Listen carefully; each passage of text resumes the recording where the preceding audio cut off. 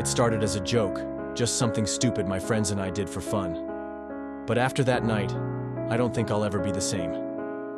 My best friends, Matt and Corey, and I were hanging out after school, bored, when Corey smirked. "Let's ding-dong ditch Mr. Grayson." Our HPE teacher was the meanest guy at school, always yelling at students. Ding-dong ditching him seemed like the perfect way to mess with him. That night at 9 p.m., we met up. The neighborhood was quiet. Corey ran up, banged on Mr. Grayson's door, and bolted back. A few seconds later, the porch light turned on, and we barely held in our laughter as we ran. It was harmless fun. The next day at lunch, Corey whispered, "You guys ever heard of the haunting of Elderson?" Matt and I exchanged glances. "No," I said.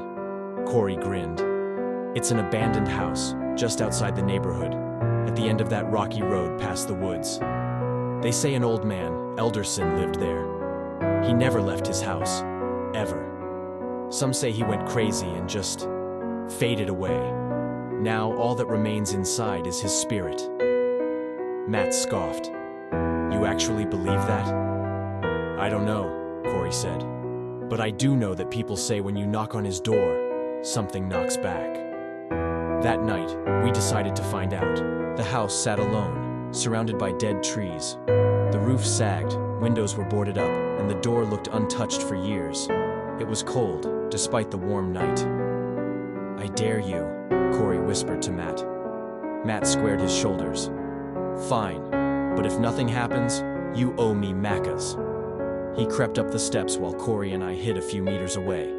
He knocked once. Nothing. He knocked again. The door swung open. A pale, bony hand shot out, grabbed Matt's hoodie, and yanked him inside. The door slammed shut. Corey and I froze. Then Matt screamed. It was muffled, like he was deep inside, but we heard the terror in his voice. Corey ran up and yanked on the handle, but it wouldn't budge. "Matt!" he yelled, banging on the wood. I ran to a broken window, shining my flashlight inside. Dust, cobwebs, broken furniture, but no Matt. Another scream from upstairs. Then just as suddenly, Matt was thrown back out. He hit the ground hard, gasping for breath. Corey and I grabbed him, and we ran.